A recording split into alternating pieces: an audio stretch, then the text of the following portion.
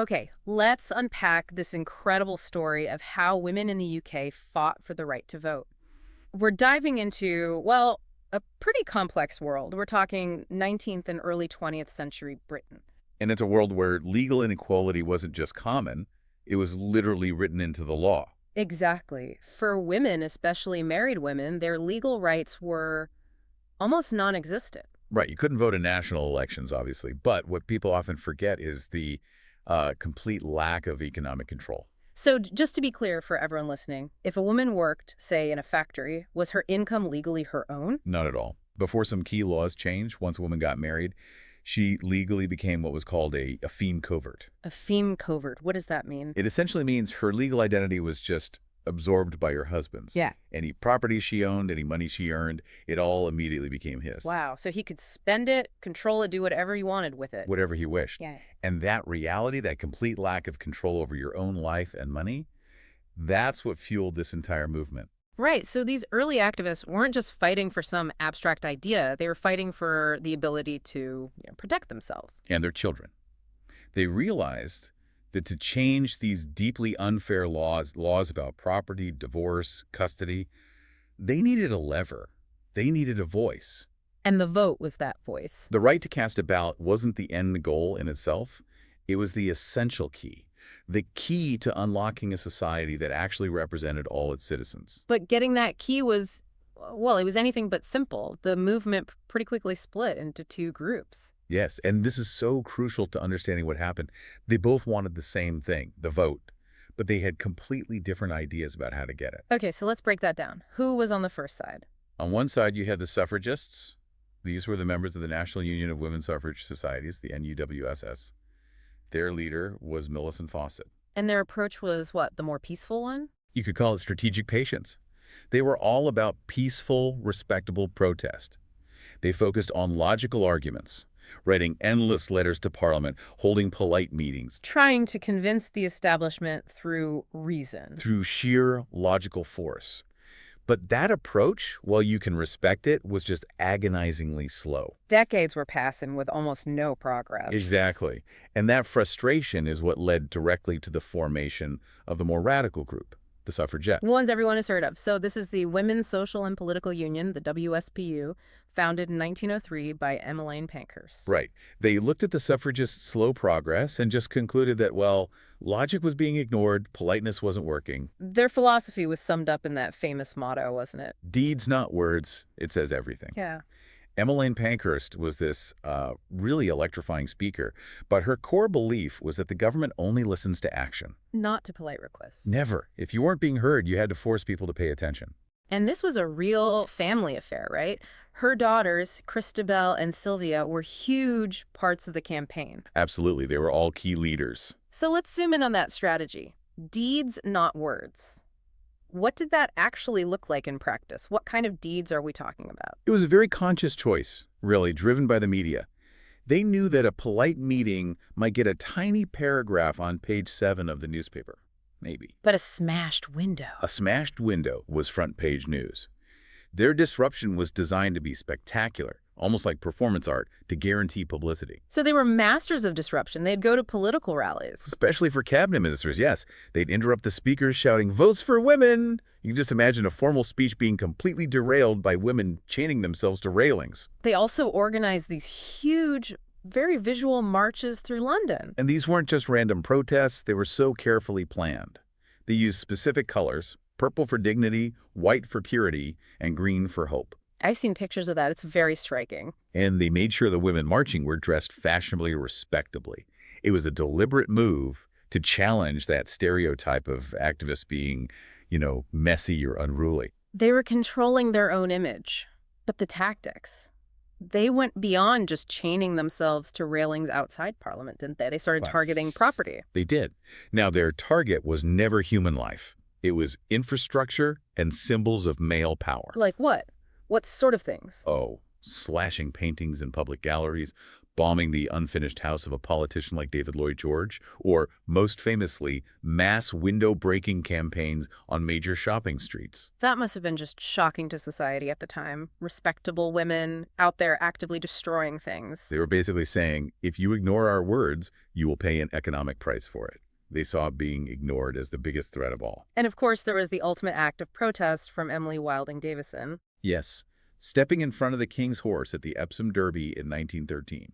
She died a few days later. It was the ultimate sacrifice to get publicity, to show the world this cause was worth dying for. So how did the government react to this new level of disruption? Fiercely. For years, they just dismissed the peaceful petitions, arguing that women were too emotional or didn't understand how politics worked. But once property started getting damaged, the response changed. It turned aggressive. The police were notoriously rough with women during arrests. The whole goal was to use harsh punishment to scare them into stopping. Which led directly to this awful battle inside the prisons. Right. When they were jailed, the suffragettes demanded to be seen as political prisoners. They argued their crimes were motivated by conscience. But the government said no. The government refused. They wanted to treat them like common criminals. So to protest that, the women started hunger strikes. They refused all food. And the authorities had a huge problem on their hands if a well-known woman died in their custody. It would be a political disaster, a PR nightmare. So their response, starting around 1909, was just horrific. Force feeding. And we should be clear, this was not a gentle medical procedure. Not at all. It involved holding a woman down by force, shoving a tube down her nose or throat, and pouring liquid food in.